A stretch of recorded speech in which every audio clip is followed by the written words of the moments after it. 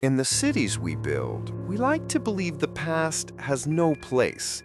We scrub the blood from the concrete, bury the bones beneath polished floors, and silence the whispers with Wi-Fi and LED lights.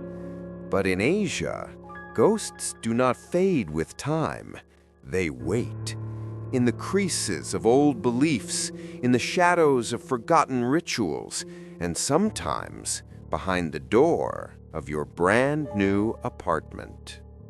This is Ghosts of Asia, where modern life collides with ancient hauntings, where every elevator may stop at a floor that shouldn't exist, where every text, every video feed, every reflection might be a window to the other side. Tonight, we take you to a luxury high-rise in Seoul. Smart, sleek, and cursed.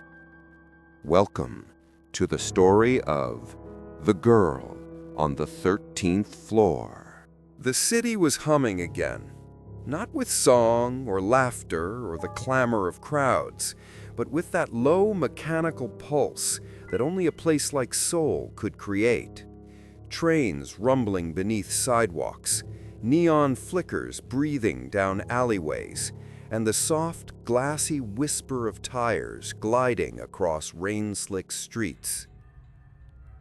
At 32, Yoon Min Jae had finally made it, or so everyone told him.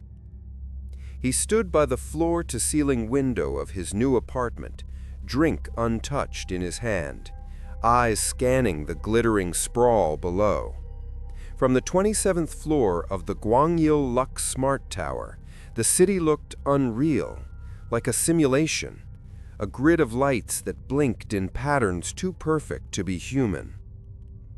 Behind him, moving boxes were still stacked neatly in the living room, untouched since the delivery team had left. His friends had offered to help unpack, but Min Jae declined.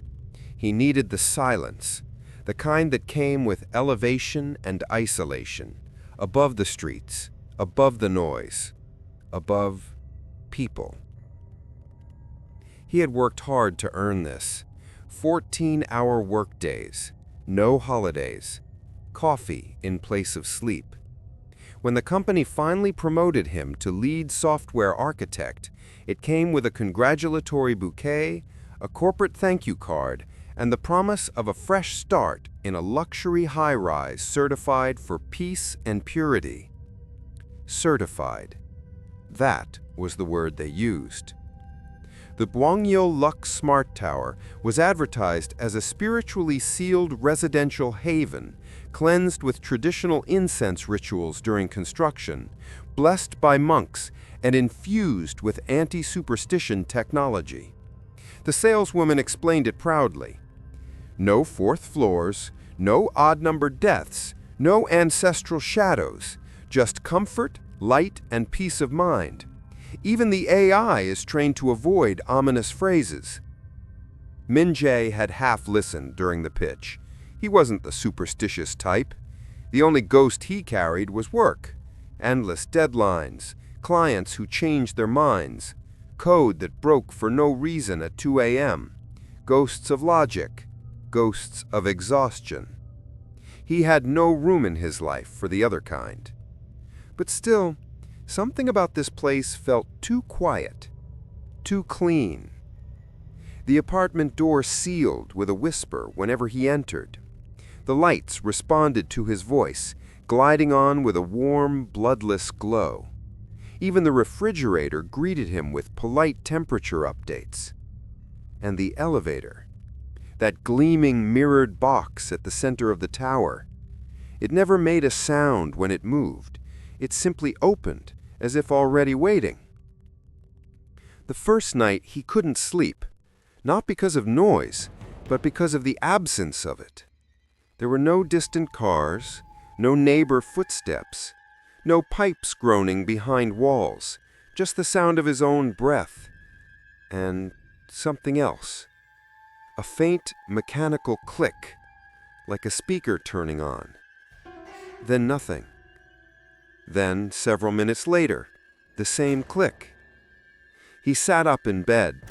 The living room was dark, but his smart hub's indicator light was glowing. Green, steady, listening.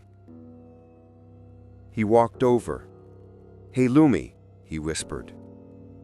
The hub responded in a soft, genderless tone. "Hello, Min Jae. All systems are functioning properly. Temperature 23.1 degrees. Would you like to sleep mode?" "No." He frowned. "Did you just turn on a few minutes ago?" "No activity was registered." Strange.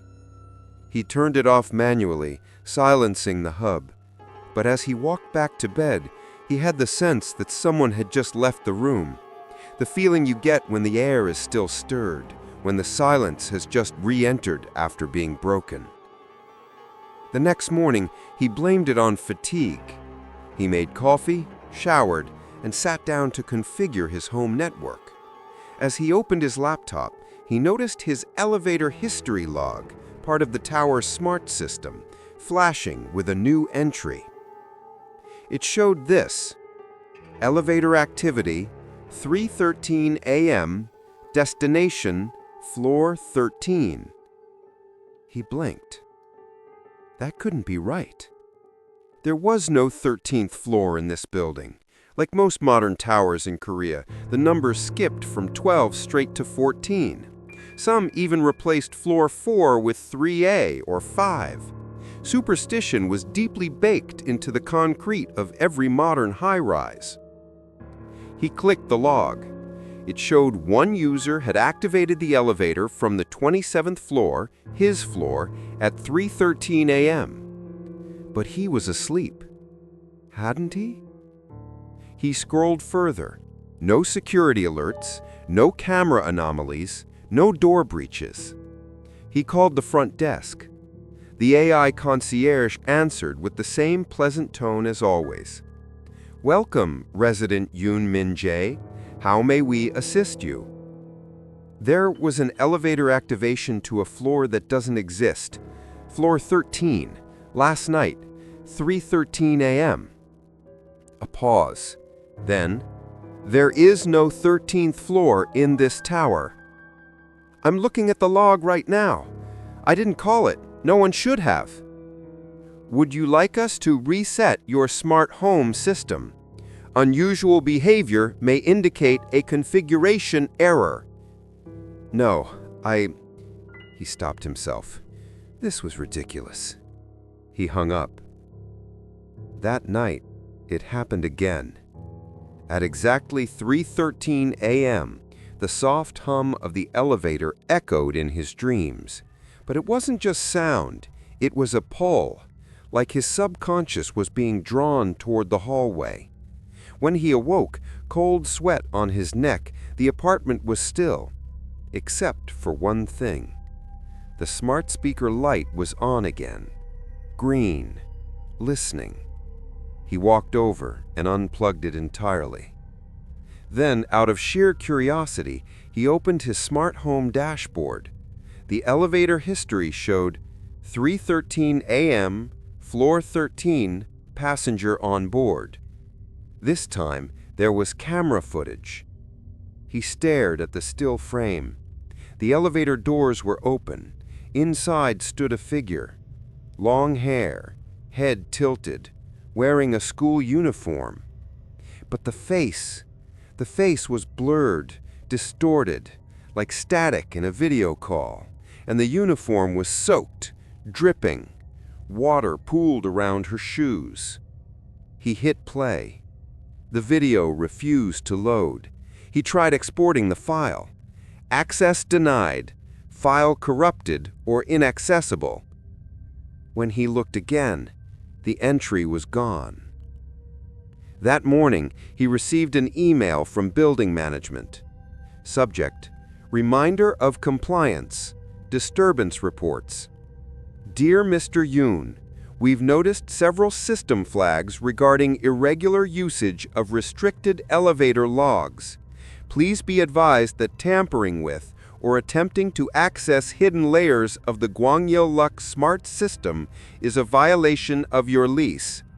If you are experiencing sleep-related disturbances, our wellness counselor is available for remote sessions. Gwangyeo-luk's Residential Harmony Division. He didn't reply. Instead, he sat in front of the darkened TV screen that night and watched his reflection. At first, it was just him. Tired, pale, unshaven. Then, in the reflection behind him, just for a moment, a figure standing at the end of the hallway, dripping, watching, waiting. Min-jae didn't sleep the next night. He didn't even try. He sat at his kitchen counter with his laptop open, staring at the elevator logs again, refreshing them every 10 minutes like they might suddenly confess. The entry from the night before was gone, completely erased, not just hidden, scrubbed. Even the cached thumbnails had been overwritten by blank placeholders.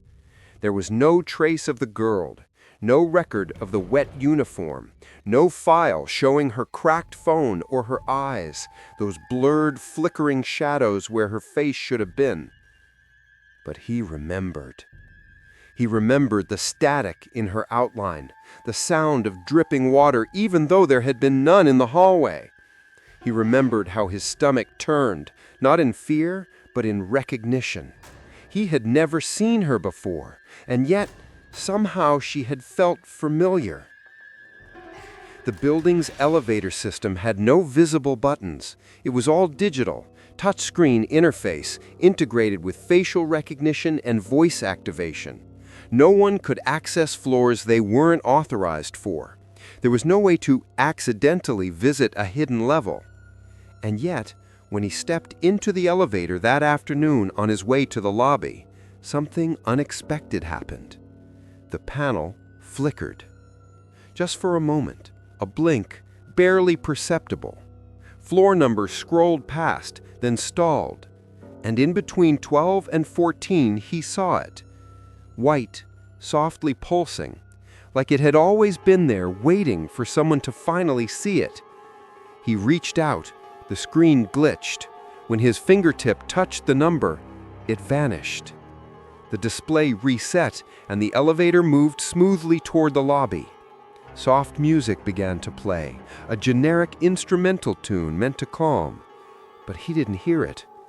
All he could hear was water, dripping somewhere above. He didn't mention it to anyone. There was no one to tell, really. His coworkers weren't close. His parents lived out in Gangwon. His ex had blocked him over a year ago. Min-jae was used to isolation. He had chosen it. But now, he wasn't sure if he'd chosen it or if something had been guiding him toward this building, this floor, this moment. That night, he installed a screen recording tool on his system and set up motion detection alerts through his security camera dashboard. If it happened again, he wanted proof. He didn't have to wait long. 03:13 a.m. The alert pinged. He opened the camera feed immediately. The hallway outside his apartment was empty, silent. Then the elevator at the end of the corridor opened, unprompted.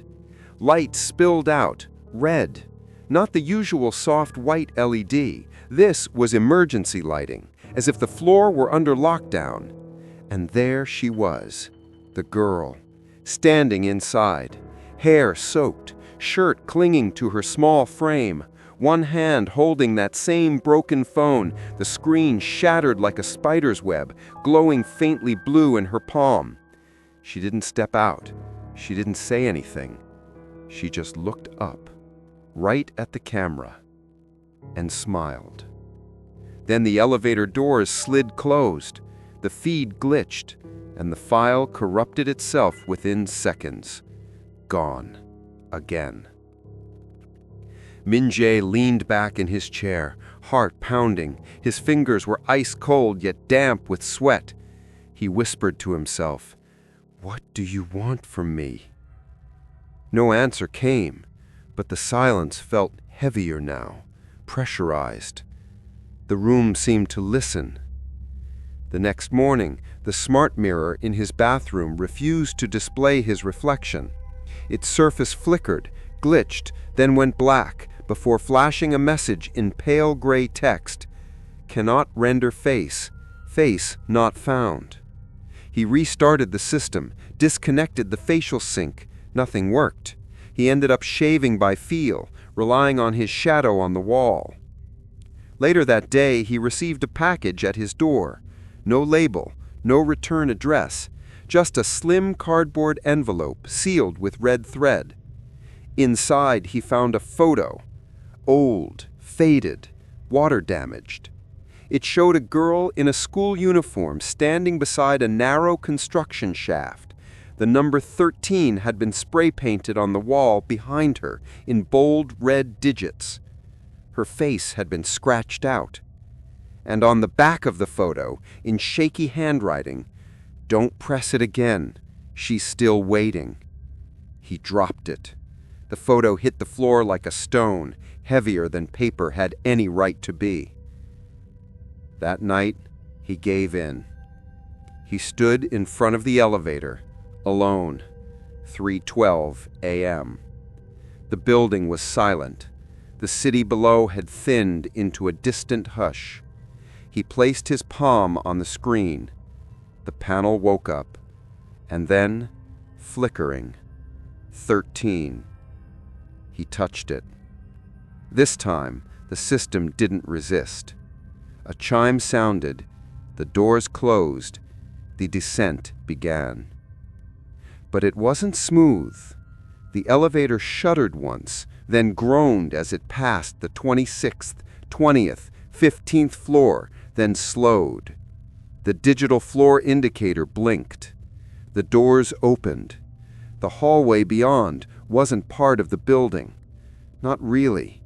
It was older, unfinished concrete, exposed pipes overhead, the walls stained with water and black mold. Red emergency lights flickered from cracked plastic housings. The floor was soaked. Drip, drip, drip. At the far end stood a girl. She didn't move, didn't speak, just stared. The water around her feet reflected something that wasn't visible in the hallway. A second figure, taller, head bent backward at an unnatural angle, arms too long stretching toward the ceiling like branches. Min Jae stepped out of the elevator. His feet hit the wet floor with a sickening squelch. The moment he crossed the threshold, the elevator doors slammed shut behind him. The lights dimmed, the air thickened, and the girl spoke. But her lips didn't move. The voice came from his phone, even though it was in his pocket. "Can you help me call my mom?" He turned. The hallway was longer now, deeper. The girl stepped forward. Each footfall echoed as if in a vast cave. "Can you help me call my mom? Can you help me call my mom?" The voice looped, faster, distorted. His phone vibrated violently in his pocket. He pulled it out. The screen was flashing. An incoming call. No number, just a contact name. Oma. Mom. He answered. Static. Then, weeping. A girl, gasping between sobs, and beneath it, the creaking of ropes, wet feet on concrete, the sound of something falling, a screen cut short. Then silence. He looked up. She was standing right in front of him now, so close he could see the water glistening in her eyes, and behind her, just for a flash, the tall, broken figure moved. He dropped the phone. The hallway went dark. He woke up in his bed, soaked in sweat, heart pounding. The phone lay beside him, cracked, water damaged. He scrambled to check the elevator logs. No record of movement, no video feed. The entire system had reset, as if it never happened. But on the mirror in his bathroom, someone had scrawled a message with a finger dragged through condensation. "You came to her, now she'll come to you." The apartment no longer felt like his. Min-jae had lived there for less than 2 weeks, but already the space seemed to resist him, like a room with its back turned. Lights dimmed unevenly. The temperature fluctuated without warning. His voice commands lagged, sometimes failing altogether. The smart refrigerator had stopped responding. His mirror refused to show his face. And every morning, at exactly 3:14 a.m., his phone rebooted itself, right after 3:13 passed. Each time, it displayed a black screen before powering back on, flashing briefly with white Korean text that disappeared too quickly to read. He tried recording it, slowing the frame, but the video always became corrupted. But it was there. He could feel it now. Something had followed him back. The third night after entering the 13th floor, he dreamed of water. Not drowning, but floating, cold, heavy, endless.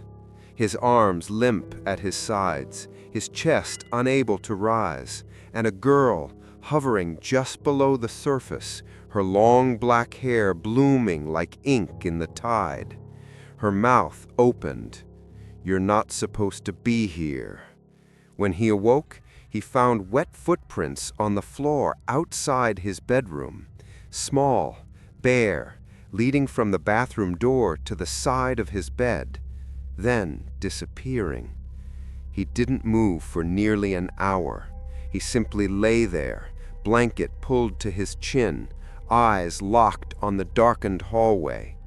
He had always believed technology could fix anything, that anything spiritual was superstition. But the certified peace of this tower had become a mask, and beneath it, something ancient was waking. That morning, he returned to the elevator. It was daylight, but the building felt asleep, not quiet, dormant, as if it breathed with its walls. He stepped into the elevator. The panel flickered on. 12, 14. He waited. And there it was, 13. This time it didn't blink. It sat there, bold, waiting to be chosen. His finger hovered above it, then pulled back. Instead, he pressed B2, the underground parking level. He needed to leave the building, clear his head. The elevator jolted slightly as it descended. Then it stopped, not at B2. The doors slid open, and he stepped into the hallway from his dream. The red lights flickered overhead. Water dripped steadily from somewhere unseen. The corridor was short, stretching barely 10 meters, but every inch was soaked in dread. Pipes ran along the ceiling like veins. The air smelled of rust and stagnant rain. The floor was damp beneath his shoes, squishing faintly with each hesitant step. And at the far end, a single apartment door. No number, no knocker, just a cracked wooden frame and a rusted lock. Something was tapping behind it, not knocking, but tapping, fingertips, in a pattern. He stood frozen. Then a sound broke the silence, a voice, low, wet, croaking. "Help me call her. She doesn't pick up anymore." It came from behind the door. "Help me call her. She doesn't pick up anymore." And then, closer now, from beside him. "Will you answer for me?" He turned. She was there, standing just outside the elevator in the red light, closer than before. Clearer. Her face was no longer blurred, but it was wrong, not grotesque, just unfinished, as if someone had started drawing a girl but stopped at the eyes. Empty, black. Her mouth was a thin line. Her uniform clung to her, heavy with water. She lifted the cracked phone toward him. The screen lit up. It showed his name. Incoming call, Yoon Min Jae. He stepped back. The elevator doors remained open, refused to close. No buttons worked, no response. He was stuck. The hallway around him shifted. He felt it. It grew longer. The lights overhead dimmed in slow pulses like a dying heartbeat. He turned back toward the girl. Her eyes were no longer empty. Now they looked like his own.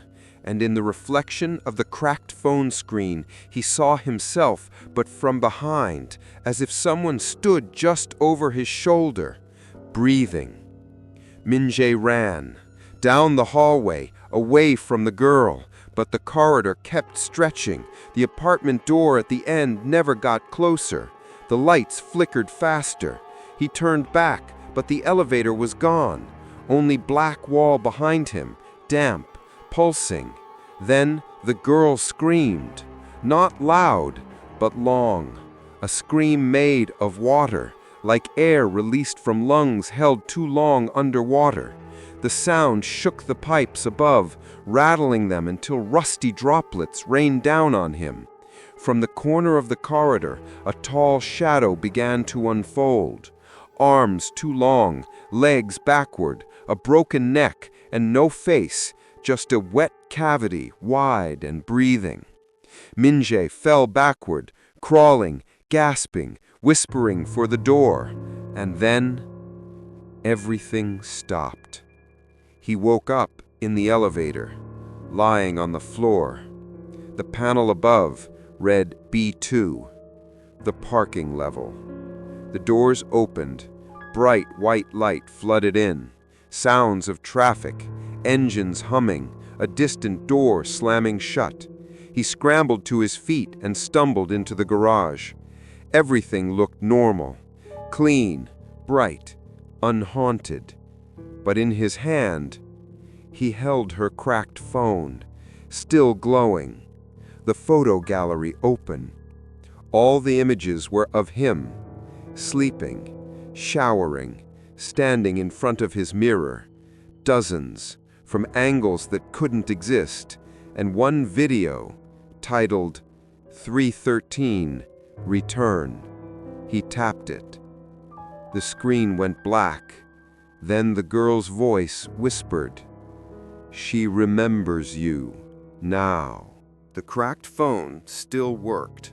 Not fully, but enough to remind Min Jae that it was real. The screen responded to his touch.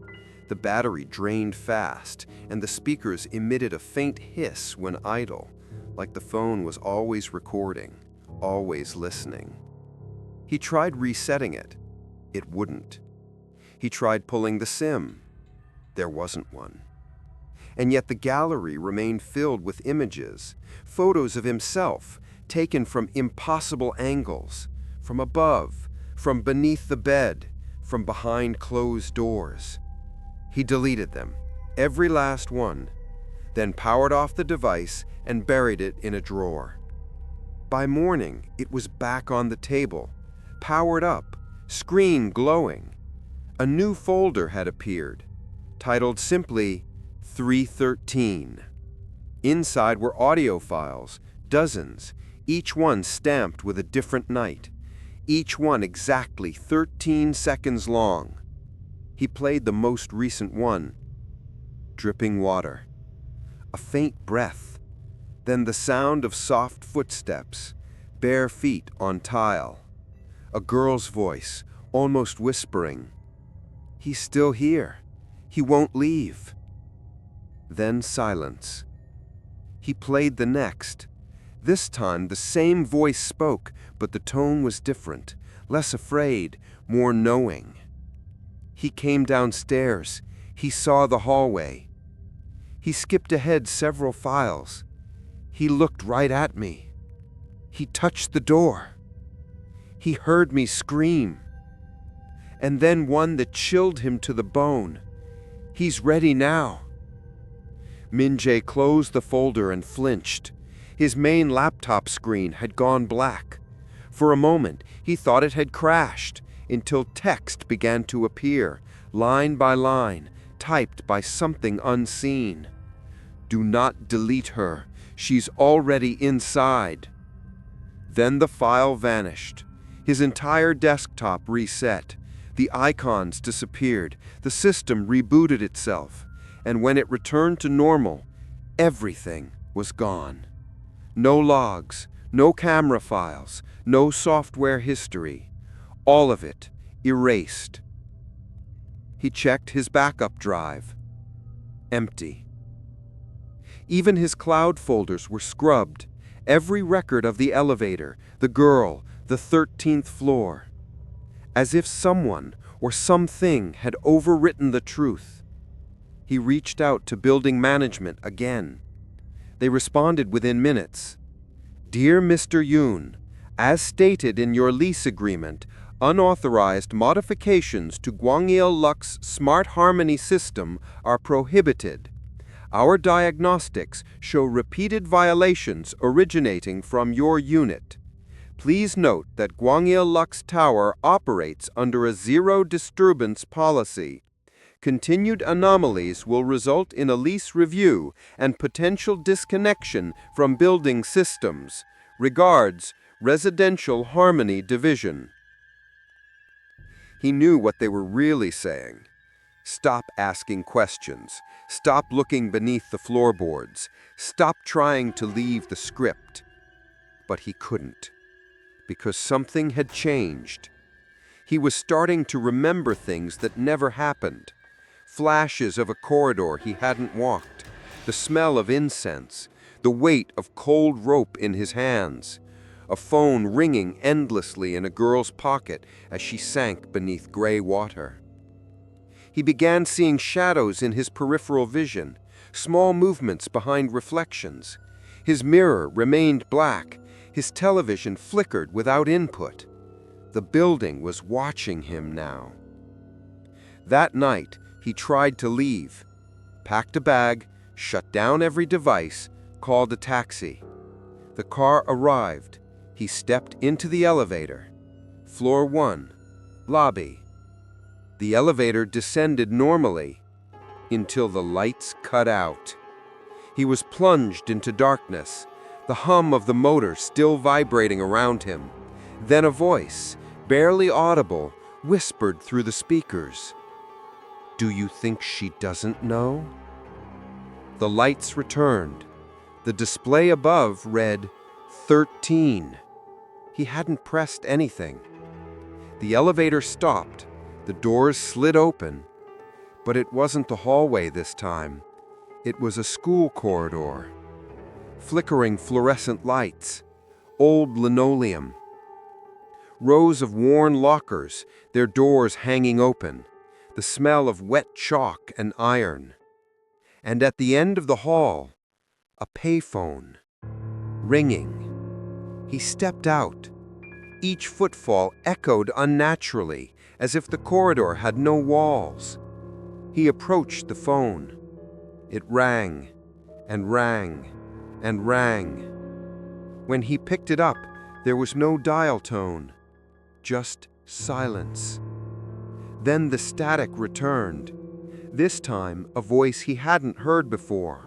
A woman's voice, old, racked with grief. "You shouldn't have brought her back." He froze. "Who are you?" But there was no reply, just the long, wet sound of someone breathing through tears. Then the line went dead. When he looked around, the hallway had changed. Now it was concrete again, dark, wet. The girl stood before the elevator, her head bowed. Her phone buzzed in her hand. She looked up. Her face was blank. Then she said it again. "Help me call her." He didn't remember getting back to his apartment. One moment, he was standing in the hallway. The next, he was on his couch. The bag still packed, the taxi still waiting in the app. But on his table now sat an object that hadn't been there before. An old student ID, water damaged, the photo nearly faded. The name, Han Se-yeon. Age, 16. School, Beihua High School. Status, deceased. There was no photo on file, no barcode, just a black smudge where her eyes should have been. And on the back, written in black ink, "She drowned in silence, but silence doesn't keep the dead." He opened his laptop again, searched the name. Nothing. No obituaries, no news articles, no police reports. He tried deeper archives, forums, anonymous boards. Finally, on a ghost hunting site hidden under a thread about cursed elevators, he found a user who had posted 8 months ago. "My cousin worked construction at Gwangil before it was finished. Said a girl died on site. Suicide. She jumped into the unfinished elevator shaft during a rainstorm. They covered it up. No press, no exorcism, just poured concrete. The workers told the site manager to get a shaman. He refused. Said they sealed the spirit in with cement, but spirits don't die. They wait." That night, when the elevator opened again, she didn't ask to call. She just said, "Now you know." And this time, she stepped out. She stepped into his apartment like she had always belonged there. No sound, no dripping, no cold rush of wind or flickering lights, just presence. Min-jae backed away as she crossed the threshold, bare feet leaving no prints on the floor this time. Her eyes were downcast, her uniform still soaked, but now clinging tighter, like it had become part of her skin. Her phone hung loose in her hand, no longer glowing. She looked around the apartment, silent, careful, almost childlike. Then slowly she lifted her head, and for the first time she spoke. But not through the phone, not from the speakers, not echoed in a dream. Her voice came from her own mouth. "You saw where I died?" He said nothing. "You heard what they did, what they didn't do?" Her eyes met his. "Do you know what it feels like to fall and not be found?" He blinked, and she was gone, vanished into air that suddenly felt heavier, warmer. The room smelled of rust and wilted flowers. His hands trembled, his vision swam. Then he saw the phone on his desk, her cracked phone, glow once more. A new folder had appeared. Shaft Records. Inside were 3 video files. No thumbnails, no descriptions, just timestamps. He played the first. A construction site. Rain. Blurred camera quality. The frame shook, taken from a worker's phone. Men were gathered around a temporary elevator shaft. Plastic tarps whipped in the wind. Voices in Korean argued back and forth. She just walked through. No one stopped her. There wasn't even a guard.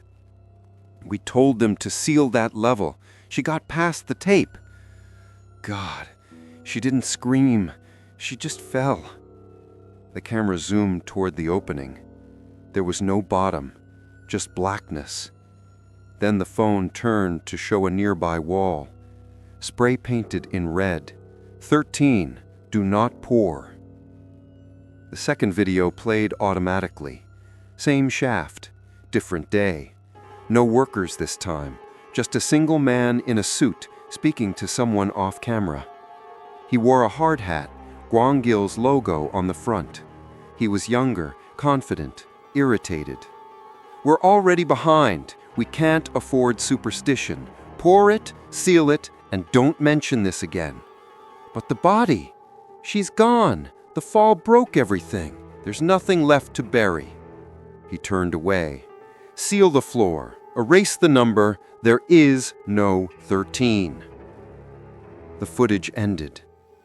The third video was audio only.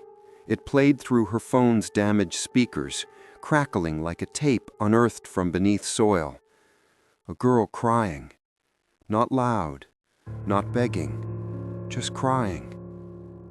Then a whisper, Seon's voice. I called. I waited.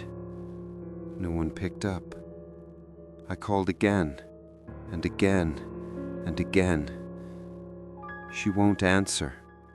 She won't come. Then a sound. Wind. Rain. A single footstep. A scream, not of fear, but relief. And the recording cut. Min-jae couldn't move.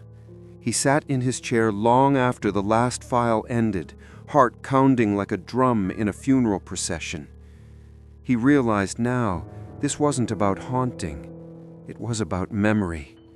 She wasn't seeking revenge. She was asking to be known, to be remembered by a world that had paved over her existence. She had been written out, deleted, covered in concrete. Just like the system logs, just like the elevator's panel. She was versioned out of reality. But ghosts don't care about updates. The next day, Min-jae took a leave of absence from work. He told his team he wasn't feeling well. No one asked questions. No one ever did. He spent the afternoon poring over archived construction documents, old PDFs, cached pages, ignored permit requests. He found that the original plans for the Gwangil Lux Smart Tower included a 13th level, marked as an equipment floor, never intended for tenants. But there had been delays, and then silence. The later blueprints skipped from 12 to 14, and the level was listed as internal structural buffer. No further details, no access codes, no map. But in one scanned file, barely legible, was a line item, Pour complete, shaft 13 sealed, final concrete blessing skipped due to delay.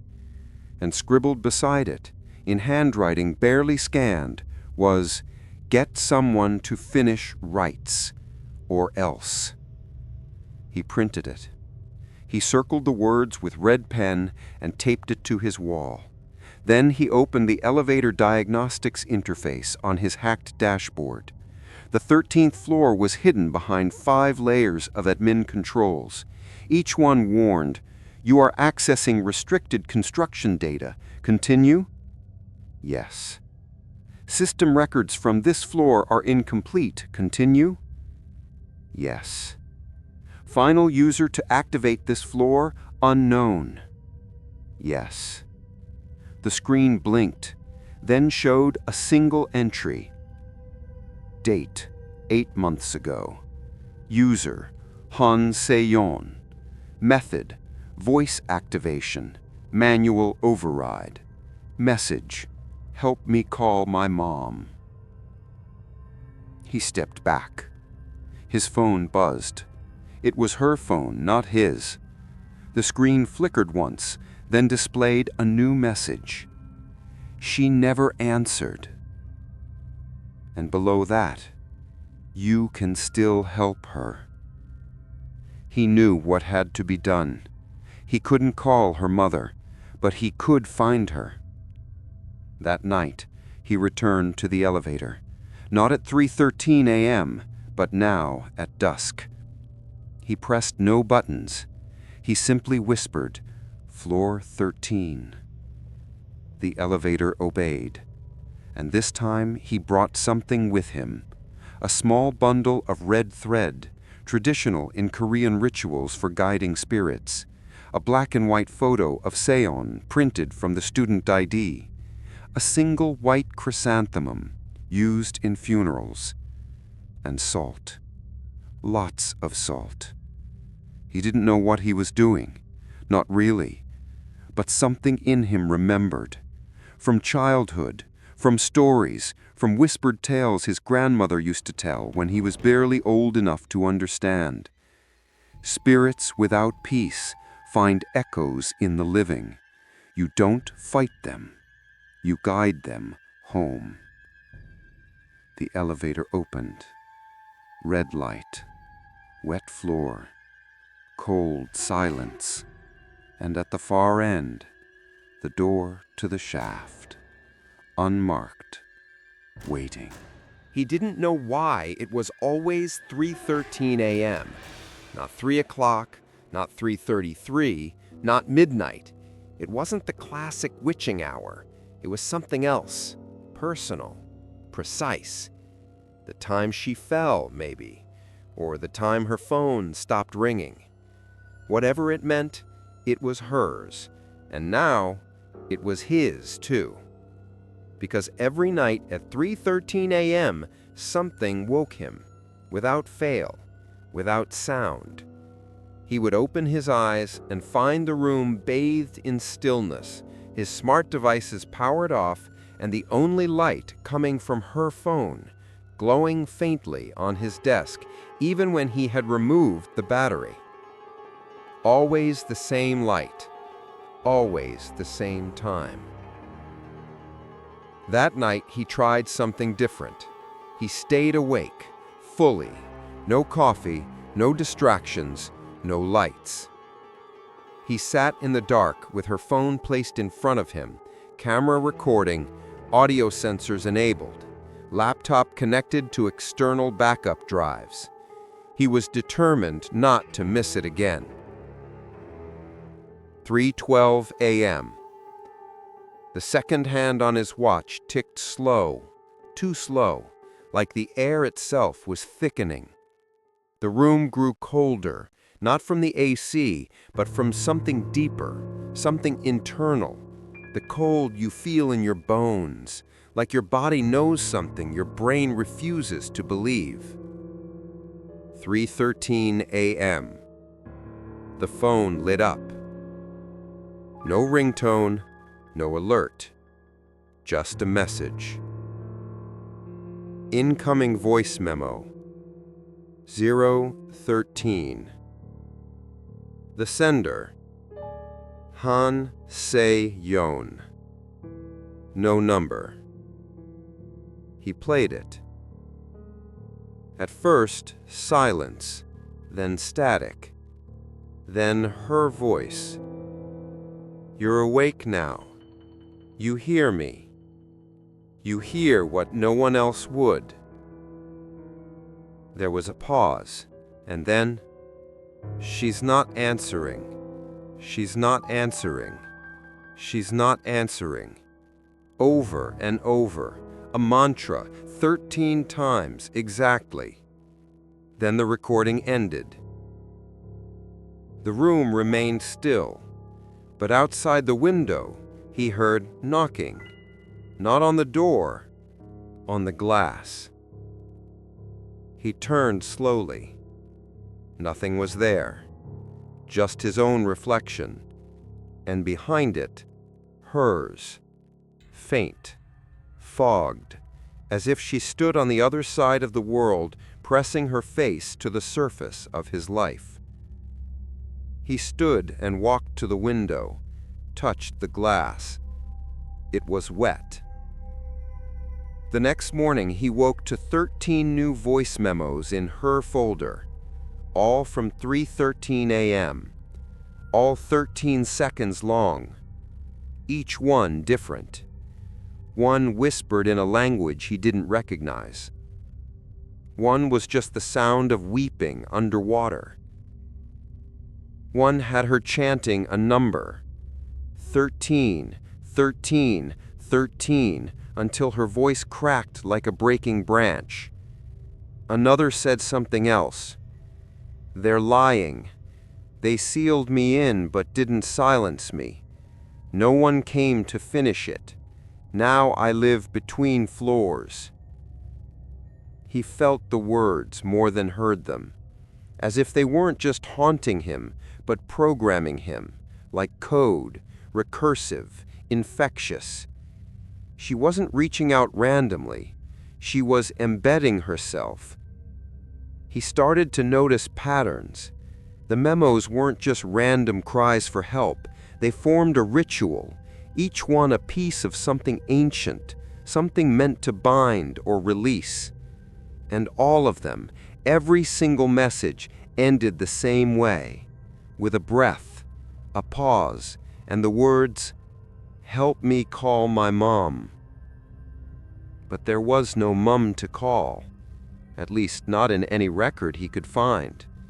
There were no relatives listed on her ID, no next of kin, no guardian, no police report, no media notice, no missing person posters. It was like she'd been intentionally erased. He called public records offices, searched archived high school yearbooks, anonymous message boards, death records. Eventually, he found a private online memorial page, abandoned, untouched for years. It featured only one post, a single photo. A girl in uniform, standing beside a man who was blurred out of the shot. The caption read, "You were always calling. I just couldn't pick up. Forgive me. Amma."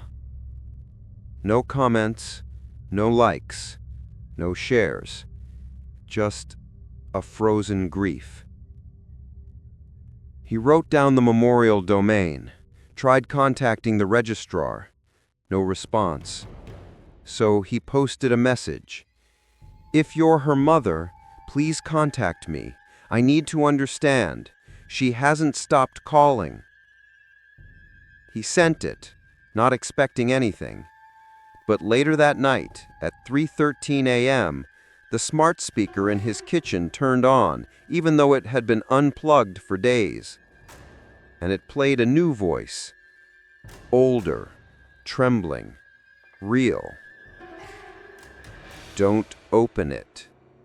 Don't answer her. It wasn't meant to stay open this long." Then static. Min-jae didn't sleep again for days.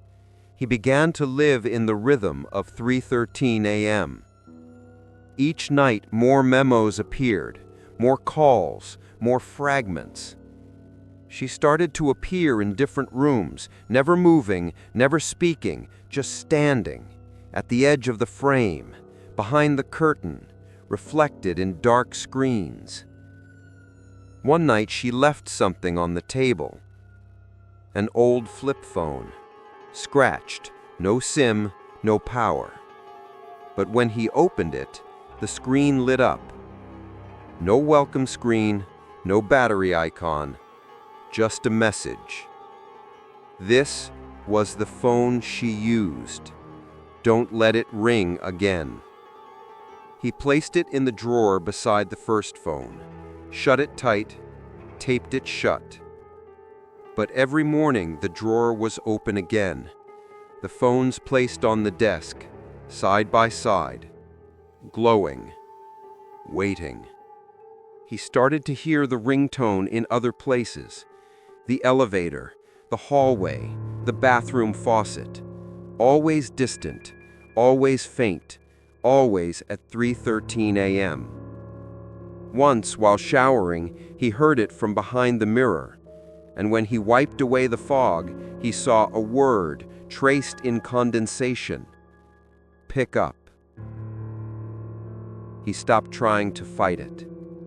Instead, he began transcribing the messages, logging each one, studying them. He pinned diagrams to his walls, drew timelines, created translation grids for the unknown phrases, and slowly the meaning emerged. She hadn't just been calling her mother. She had been calling through time, calling anyone, everyone, who would hear her. And somehow he picked up, because his apartment sat directly above the shaft, because his unit was aligned with the spiritual wound, because he listened, and now it couldn't stop. They started as small things, a damp circle on the floor near the window, a faint trail of condensation leading from the bathroom to the hallway, even when he hadn't turned on the shower. He dismissed them at first, told himself it was humidity, poor insulation, maybe even leaking pipes from the unit above. But deep down, he knew better. The wet footprints appeared at exactly 3:13 a.m. Never before, never after. Just 13 silent impressions, spaced like a child walking slowly, always leading toward his bedroom. One morning he found them again. This time he measured them. 7 inches long, barefoot, toes slightly turned inward. Deep at the heel, light at the toe, like someone stepping softly. Female, young, and always heading inward, never back toward the door, never away. She comes in, but she never leaves. He laid towels along the floor, sprinkled salt across the entrance, hung mirrors in every corner of the apartment, some facing each other, some hidden. The building didn't allow religious symbols, no candles, no incense. It was part of the Gwangil Lux Smart Harmony initiative. Clean living, cleansed systems, no spiritual contaminants. But salt wasn't on the banned list, not officially. So he lined his windowsills with it, placed small bowls of rice water by the doors, and whispered under his breath every night, not in prayer, but in remembrance. He no longer feared her, he feared what had been done to her. That night he found her in the bathroom mirror, not standing, not waiting, watching. Her head tilted, hair dripping, water slowly trailing down the side of the sink, though none had been turned on. He blinked once, slowly, and mouthed a word he couldn't hear. When he leaned in to try reading her lips, his reflection blinked back out of sync. He stumbled backward. The mirror fogged instantly, and a message appeared as if drawn by invisible fingers. "Don't let them forget me." Then the steam vanished, and the room smelled of seawater. Later, he checked the footage from the living room. He had set up a motion-activated camera on his bookshelf. The recording from the night before showed nothing, at first. Then movement. Not footsteps, not figures. Water. Pooling slowly on the floor, emerging from nowhere, then vanishing. He paused the footage, frame by frame, and there, at timestamp 3:13:13, just for a single frame, a wet footprint appeared. Then another, and then a handprint, small, slapped onto the wall just behind the couch. 5 fingers, long, thin, paler than the paint itself, and in the next frame, gone. That morning, he woke up with a smear of water on his pillow, just beside his head. He hadn't moved, but something had been near, very near. He went down to the building's management office, demanded access to the original elevator maintenance records, construction reports, security footage. They refused, said all materials were digitally encrypted and proprietary, said he was disturbing the building's energy balance. And then they offered him a counseling referral. "You're not the first," the woman at the desk said gently. Then she caught herself. "I mean," she looked down. "Never mind, you're just under stress." She handed him a small printed pamphlet. Living in harmony with smart spaces, avoiding paranormal projections in clean systems. He left without a word. Back in his apartment, the wet footprints had multiplied. This time, they looped, a path traced from the front door to the couch, from the couch to the fridge, from the fridge to the balcony, then to the bed. Always to the bed. 13 prints, every time 13. He began photographing them, mapping them. He even tried cleaning with chemicals, only to find the stains return by morning. Exactly the same shape, same spacing, like memories etched into the floorboards. He contacted a local shaman known for performing unauthorized apartment cleansings. She wouldn't come, not to Gwanggil Lux. That place is sealed wrong, she whispered over the phone. They tried to use wires and glass to block her, but spirits don't care about glass. He begged her, just tell me what to do. She paused for a long time, then said, if she's walking, it means she's still searching. You have to find what's missing, or she'll keep pacing until someone answers. That night, he laid down rice powder across the floor. In complete darkness, camera rolling, heart pounding. At 3:13 a.m., the apartment fell so quiet he could hear his own hum of his nervous system. Then, the powder stirred.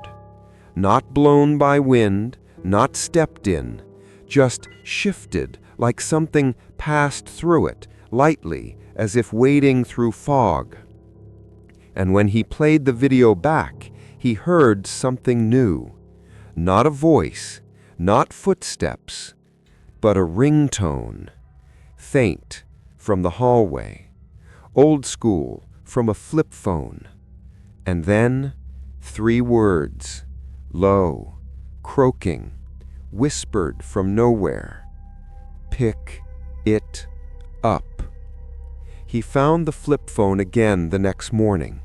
This time, it was open, and beside it, drawn into the dust of the windowsill, a single wet footprint, left behind like a message. She had entered, but hadn't left. She was calling someone. That much was certain now. Everything, every footprint, every whispered memo, every 313 ping, it all circled back to one need, one unfulfilled ritual. She wanted her mother to answer, and no one ever had. Min Jae couldn't shake the feeling that the haunting wasn't just punishment. It was unfinished business, a cry stretched too far across time, a signal bouncing endlessly in the dark with no one on the other end. So he searched again, not for Seyan, this time for her mother. The memorial page he had found days ago had no contact information, but a closer look at the photo showed something others might have missed. In the bottom corner, a partial watermark, faint, almost scrubbed. He enhanced it digitally and discovered the name Yunhua Studio, Gwangjin-gu, a tiny photo studio long since closed. Still, he searched for records, and eventually he found a property tax listing for the old business address. Same owner name, Han Yanhua. The name wasn't common. It had to be her. He called every number linked to the address. Disconnected, dead lines, voicemails that never returned. Then, late one afternoon, his phone rang. An unknown number, no caller ID. He answered. At first, silence. Then, a voice, worn, cracked like dry paper. "Who are you?" He paused. "Are you Han Yanhua?" More silence. Then, soft crying, quick and stifled. "Where did you get that name?" "Your daughter, Han Seyon." The line went dead. Minutes later, she called back, and this time she spoke, not with fear, but with something else. Resentment. Grief left too long in the sun. "She died a long time ago," the woman said. "She was troubled, quiet, always calling me, even when she didn't say anything. You ignored her? No. A long pause. I couldn't answer. I didn't know how. I thought it would go away. Her voice cracked, then lowered. It didn't go away, did it? Min Jae told her everything. Not at once, not with dramatic flair, just facts. The hallway, the elevator, the voice messages, the wet footprints, the flip phone that wouldn't die. He thought he would hang up. Instead, she asked one question. Did she say, "She forgives me"? He said nothing, because she hadn't, not yet. The woman gave him an address, not her home, just a place to meet. A park bench near the edge of the Han River, old, forgotten, tucked beneath an overpass. She wore a black hat, gray coat, wrinkled hands that gripped a white chrysanthemum. When she saw him, she didn't smile. She handed him something wrapped in cloth, a cell phone, old, broken. This was the last one she used. She kept calling even after I disconnected the number. The screen was cracked, but not water damaged. It still powered on. Inside the call history, only one contact, labeled Oma, Mom, with over 400 missed calls. And beneath the history, one draft message. I'm sorry I wasn't enough. Please don't forget me. Please answer. Just once. That night, at 3:13 a.m., the flip phone on Min Jae's desk rang. Not vibrated, not beeped. Rang. The ringtone was soft, faint, distant. He answered. The line hissed. Then, a voice. Worn, cracked, like dry paper. Hello? He whispered. Seyon? But the voice didn't reply. Instead, it repeated something over and over until it wasn't a voice anymore. It was a vibration, a pulse, a spell. Call her, call her, call her. He connected the old phone to the building's smart interface, manually programmed a call to the only number saved under Mom. The system protested. Outdated model, unsupported firmware. He forced the connection. At 3:13 a.m., he made the call. It didn't ring. It opened. And two voices echoed on both ends. One, trembling, older. One, young, clear, broken by time. And both said the same word, overlapping in static. Oma, Mom.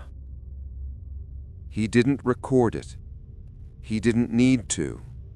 The room went quiet. The water on the floor evaporated. The phones powered off. The mirror reflected only him.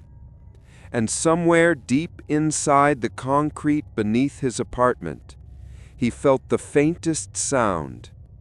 Not a scream, not a cry, just a breath, released.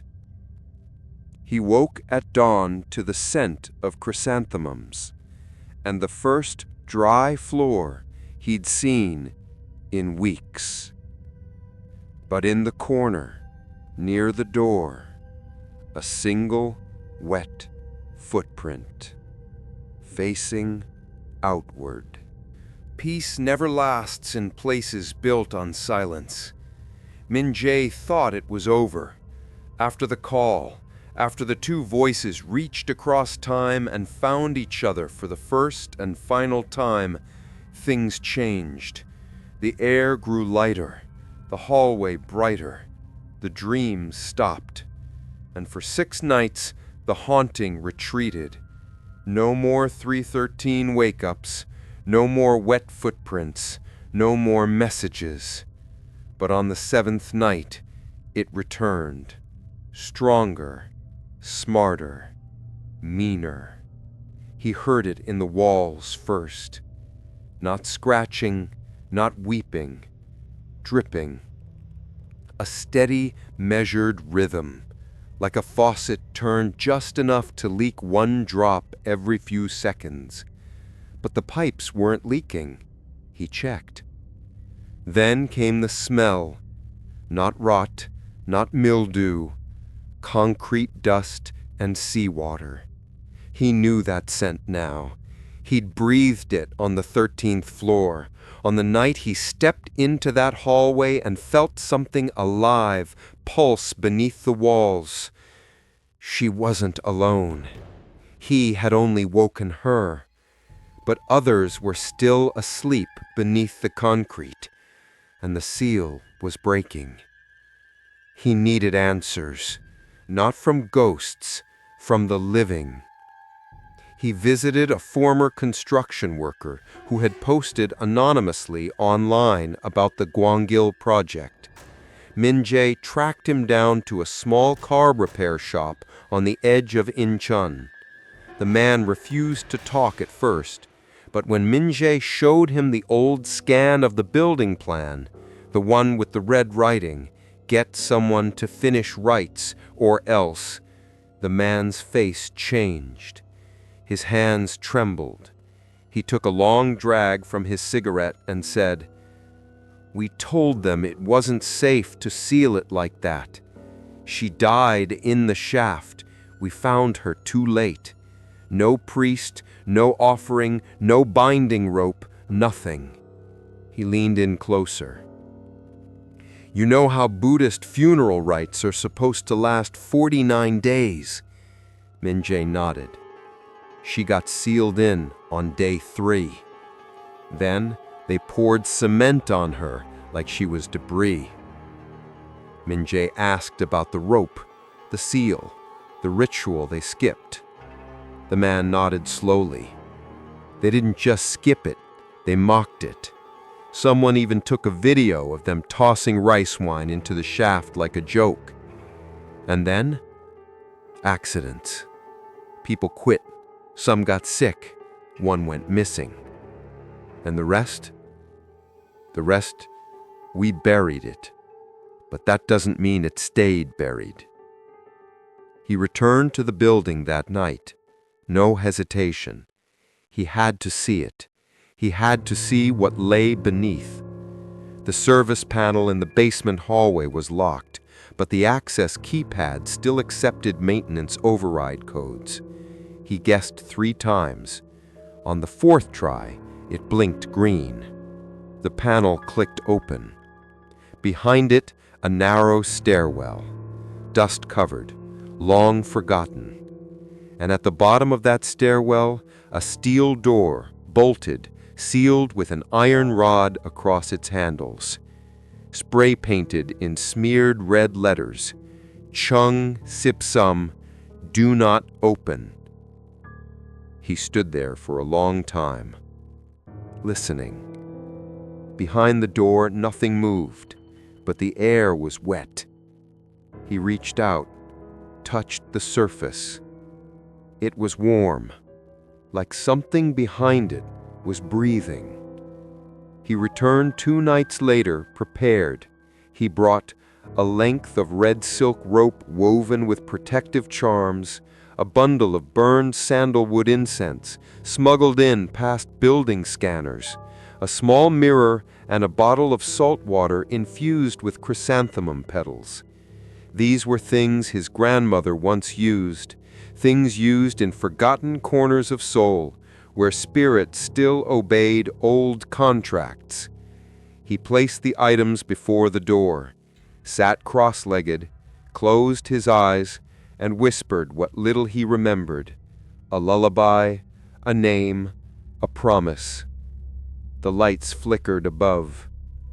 The steel door groaned, but didn't open. Instead, a voice, her voice, echoed from behind the metal, low, close. "You're too late. You let them pour me in."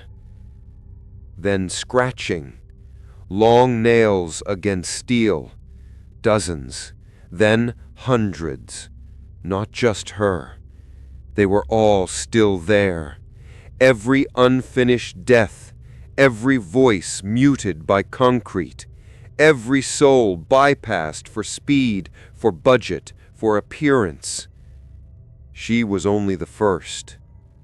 He backed away, but the door shuddered, not like something trying to escape, like something preparing to open. That night at 3:13 a.m., he didn't get a message. He got a live call. The screen displayed, "Unknown caller, origin internal building line." He answered, only static. Then a deep, rasping voice.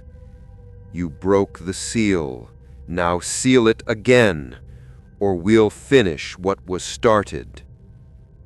The call ended. His smart hub rebooted. Every light turned red. The elevator opened on his floor, but no one was there. Only wet footprints leading back to his door. They told him it didn't exist. Again. Despite the photos, despite the red warnings, despite the basement door he had touched with his own hand.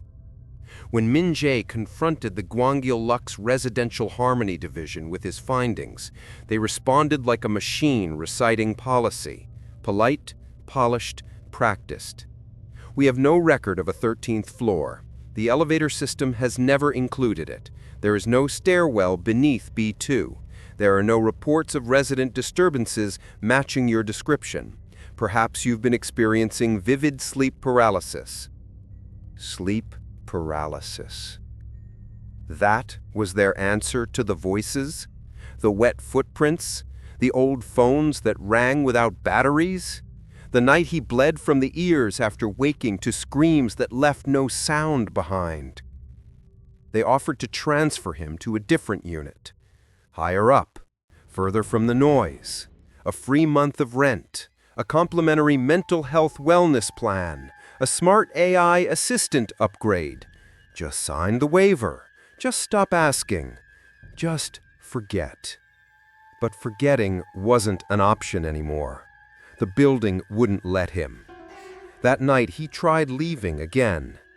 Suitcase packed, devices disabled, location tracker off. He called a taxi, avoided the elevators, took the service stairs to the lobby. But when he reached the ground floor, the glass doors wouldn't open. Outside was the street. He could see it. Cars moving, lights flickering, people walking past. But it looked flat, like a projection, like something looping behind a pane of glass. The lobby security desk was empty. Even the cameras were turned inward, facing him, watching. The elevator behind him chimed. He turned slowly. The doors slid open. No floor number, no voice prompt, no panel. Just a black interior. And in the darkness, the shape of a girl.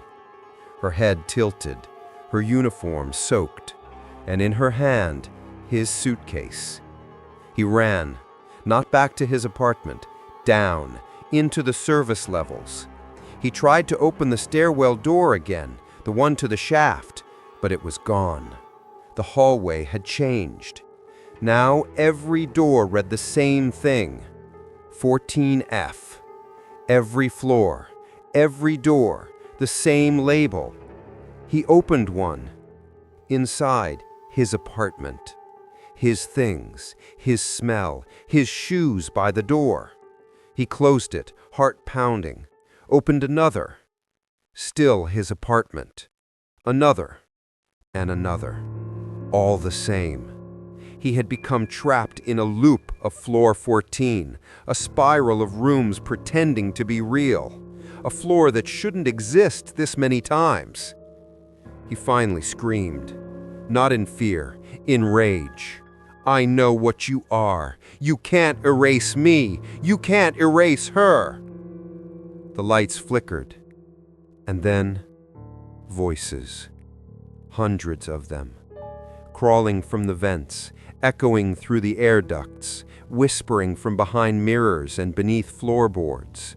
"You live where she died. You sleep where she waited. You breathe what we were denied." He dropped to his knees.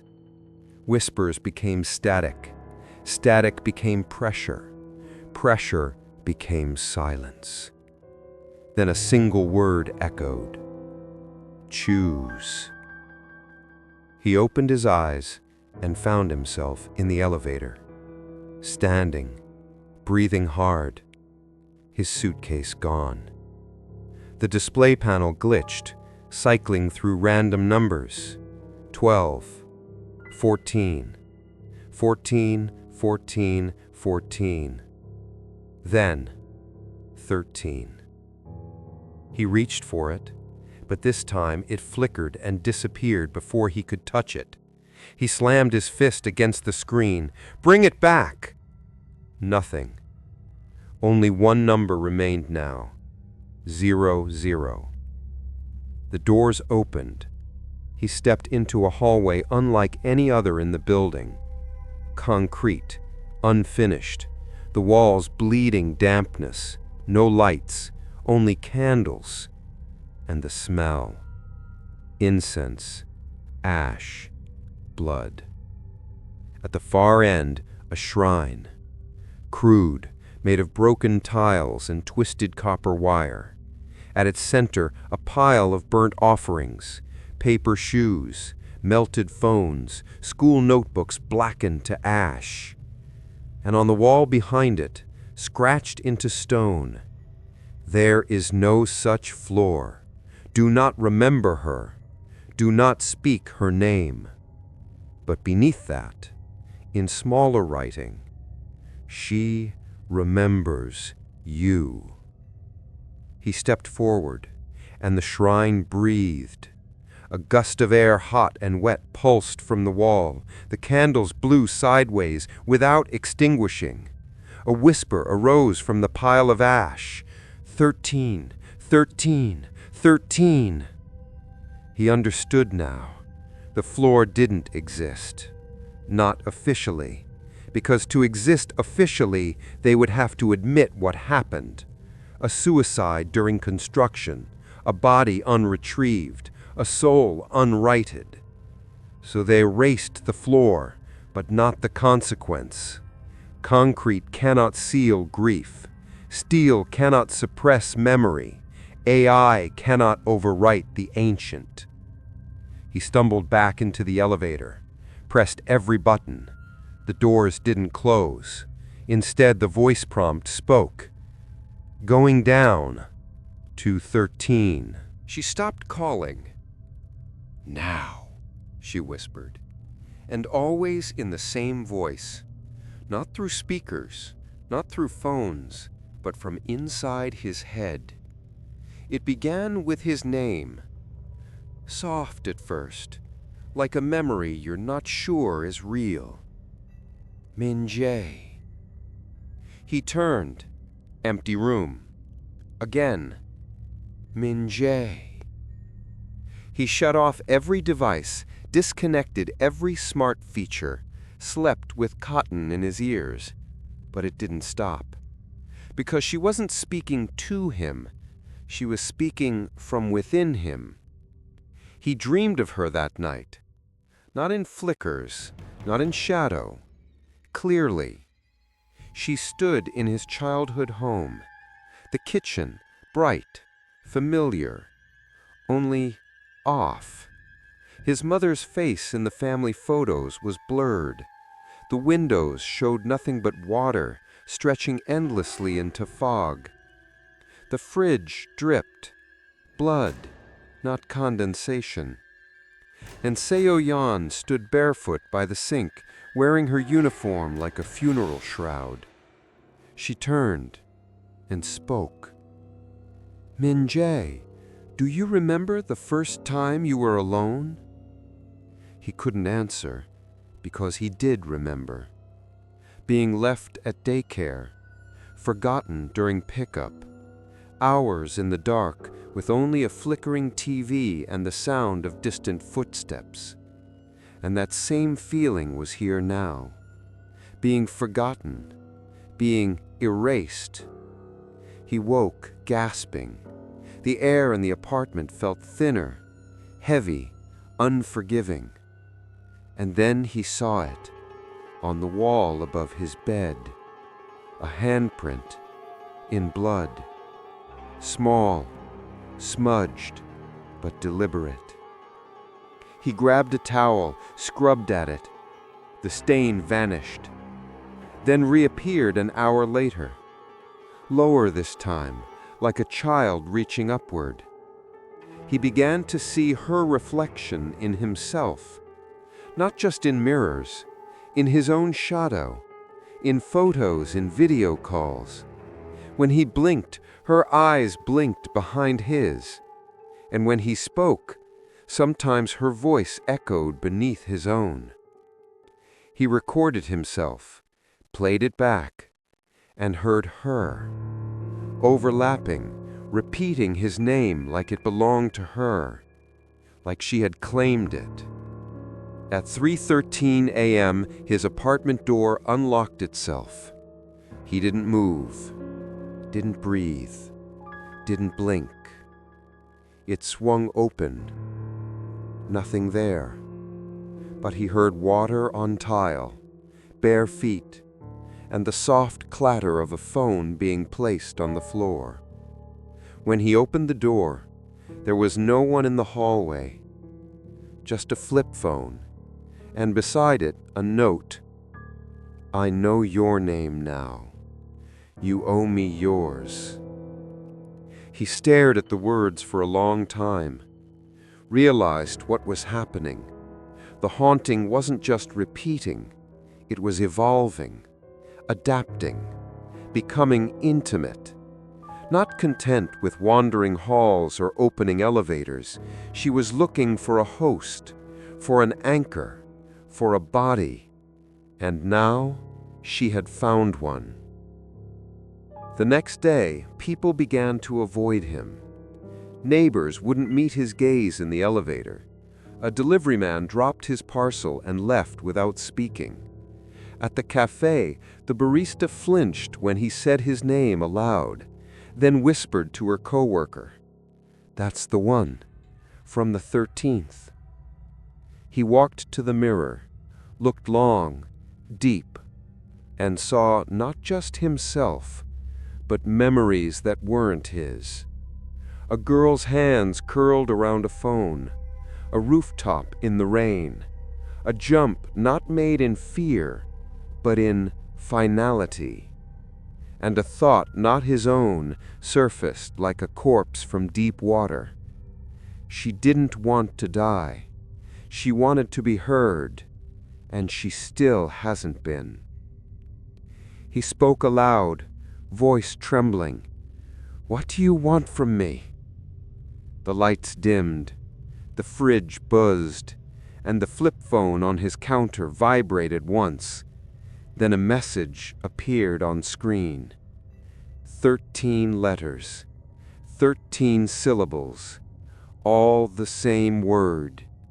Min-jae, Min-jae, Min-jae. Then, "You are me, or you will be."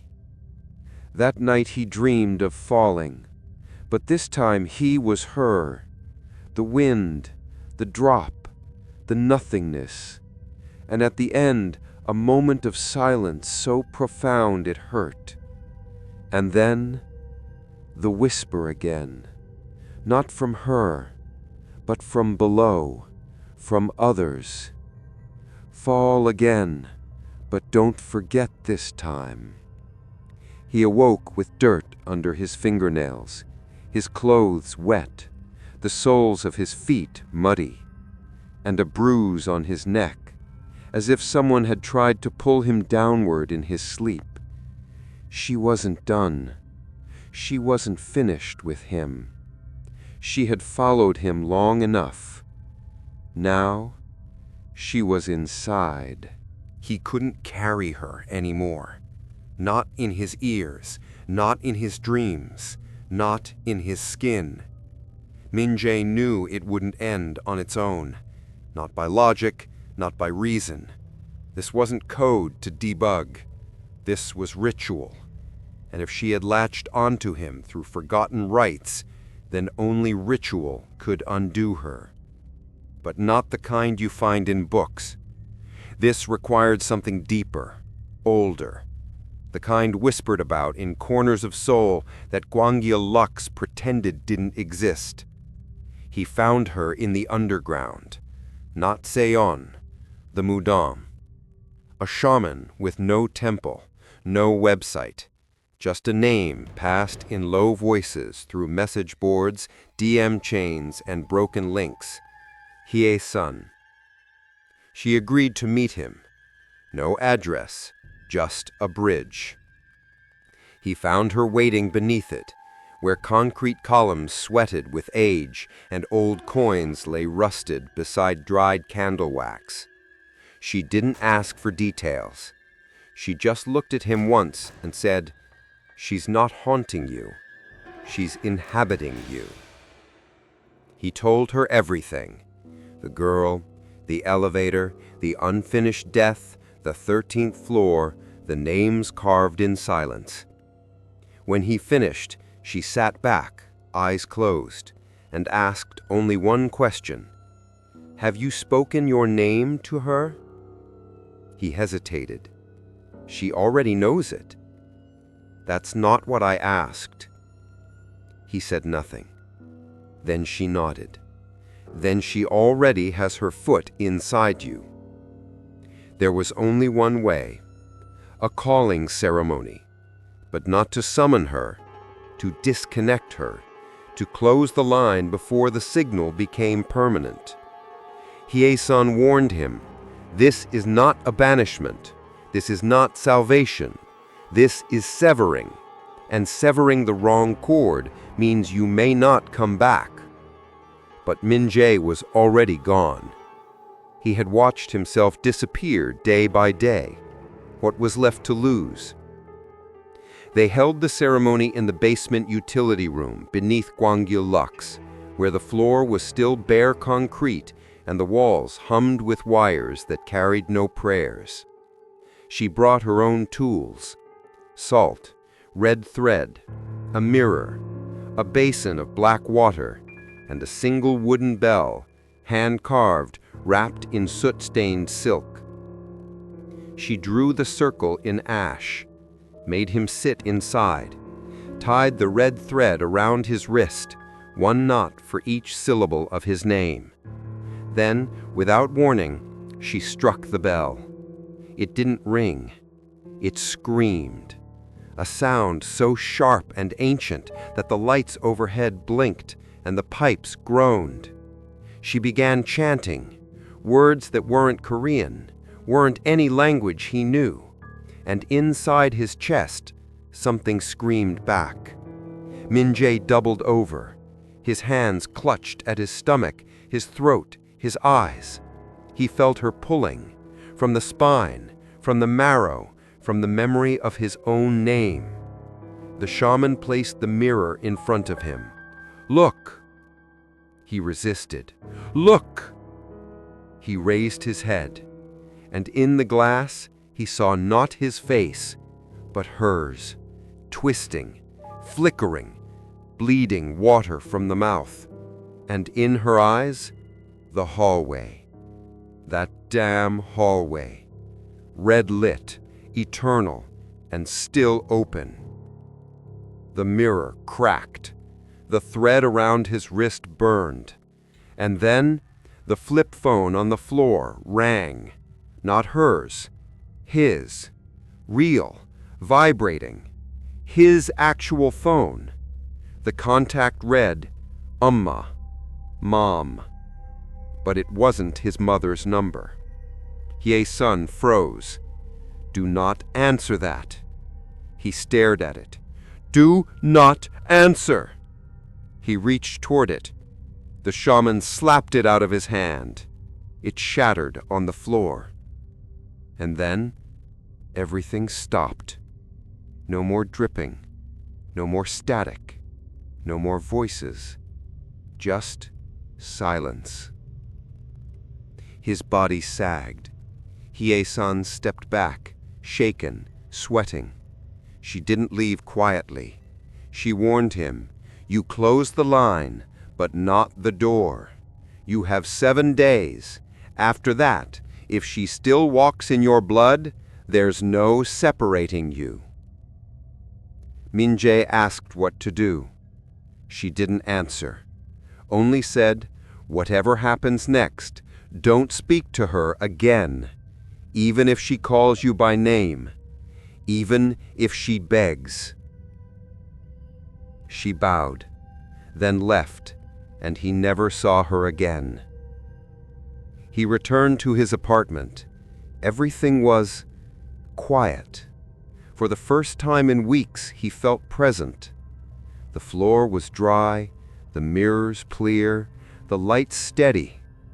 No voice at 3:13, no messages, no dreams. He laughed, actually laughed.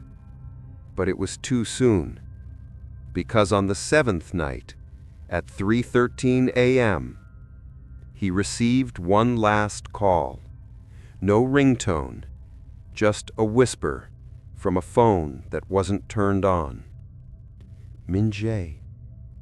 And this time, it was in his own voice. He knew she hadn't left. Even after the calling ceremony, even after the silence, she had simply gone quiet, like breath before a scream.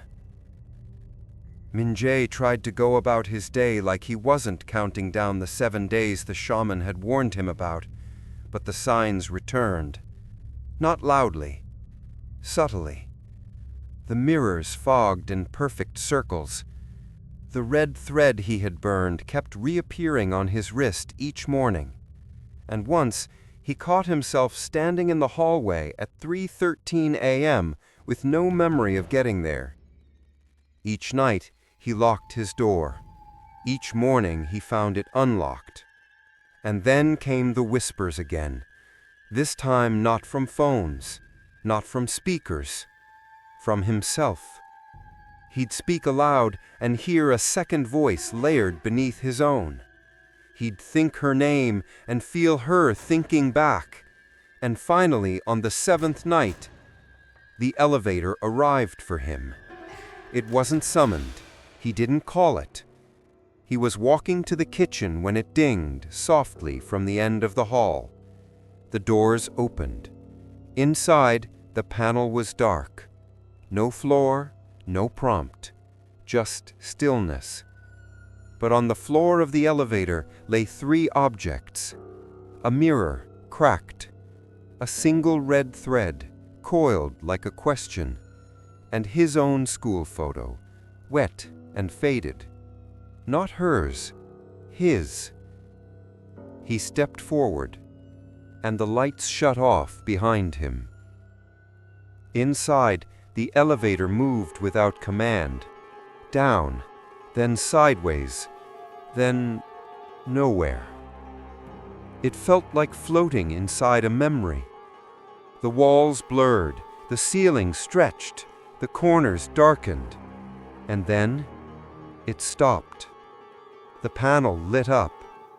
Just one word. 13. The doors opened. But this time, the hallway wasn't empty. She was waiting. Not distant, not hidden. Right there, face to face. Seoul. But changed.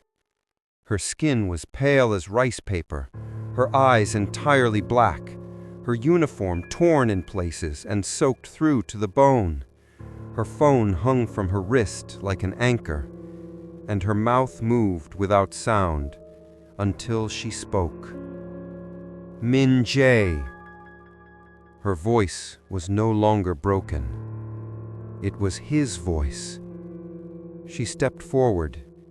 Do you know why I chose you? He couldn't move, couldn't speak. Because you listened, because you stayed, because you carry silence like I did. She reached out and touched his chest, and he saw, not a memory, not a dream, a mirror of himself, sitting alone in an empty room as a child, ignored, unseen, unloved. And he understood. She hadn't been calling out to him. She had been calling through him, because something inside him had always been hollow, always been ready. She stepped closer. Her reflection shimmered in the elevator's walls, and in each mirrored surface a different version of her stared back, one falling, one waiting, one already inside his skin. I don't want to be forgotten, she whispered. Then she held out the phone. This time the screen was blank. No call, no contact, just a reflection of him. Call me back, she said, or come with me. Behind her, the hallway darkened. The red light flickered once, then extinguished. The only light now came from the phone, and it showed one thing: an incoming call. But instead of a number, it displayed a name: Min Jae. She held it out again. Answer. He looked down, then said, No. The hallway trembled. The elevator screamed. Not a sound, but a vibration, a frequency meant for bones and memory. She screamed, louder than before, a sound that ripped at the world. And then, everything turned red. The walls bled, the floor cracked, and hands began reaching through the cracks. Not hers, others. All forgotten, all erased, all sealed under concrete. And now through him they were clawing their way back. He did the only thing he could. He reached into his pocket, pulled out the red thread, the one that always returned, and tied it around the cracked mirror. Then, without breathing, without fear, he shattered the glass. The thread burned. The phone dropped from her hands, and her eyes, those black wells, filled with something new. Not rage, relief. She stepped backward. The floor opened beneath her, and she sank without sound. This time, not screaming, just letting go. He collapsed. The elevator door shut, and the panel blinked once, returning to lobby. When he woke, he was in his apartment, alone, breathing, alive. His phone was blank. His name was his again. And in the hallway, no elevator waited. Just silence. They never found a body. There was no official record of the girl named Han Se-yeon, no police report, no obituary, no admission from the building's management, no mention in the archives. Just a gap, a floor skipped, a silence left in the seams of cement and polished glass. And silence, when buried, doesn't vanish. It festers. Min Jae moved out a week later. No one asked why. No one stopped him. The concierge didn't say goodbye. He packed quietly, throwing out every smart device he owned. He deleted all digital backups, smashed the corrupted phones with a hammer, and tossed them into the river. Still, when he closed his suitcase, he found something inside. A piece of mirror, cracked, small, reflecting his face and hers for just a moment. Then it went still. He moved across the city, a low-rise, no elevators, no smart systems, just keys, locks, manual switches, things that didn't listen, didn't watch. For a while, it worked, but some nights, at exactly 3:13 a.m., his clock would stop ticking, the lights would dim for a single breath, and he would hear it. From the corner of the room, a soft click, like a recording beginning. He tried to ignore it, told himself it was habit, residual fear, until one night, months later, he received a message from a tenant at Gwanil Lux Smart Tower. Subject line, "Do you know what happened on floor 13? The body of the email was just a single line. "She said your name last night." He didn't respond. He couldn't, because he knew what it meant. She wasn't tethered to the floor anymore. She had learned how to walk through names, and now every person who hears her, who answers, who speaks her name, becomes part of the story. He kept one thing from the past, a single recording, the only one that never corrupted, a 13-second clip from her cracked phone. He plays it sometimes. It begins with silence, then soft footsteps, then her voice, barely a whisper. "If no one answers, I'll keep calling forever." He saved the file to a private folder, renamed it "The Girl on Floor 13.wave," then locked it, buried it deep inside a hard drive he never connects to the internet. But sometimes, even when it's unplugged, he swears he can hear it playing, softly, in the walls, at exactly 3:13 a.m.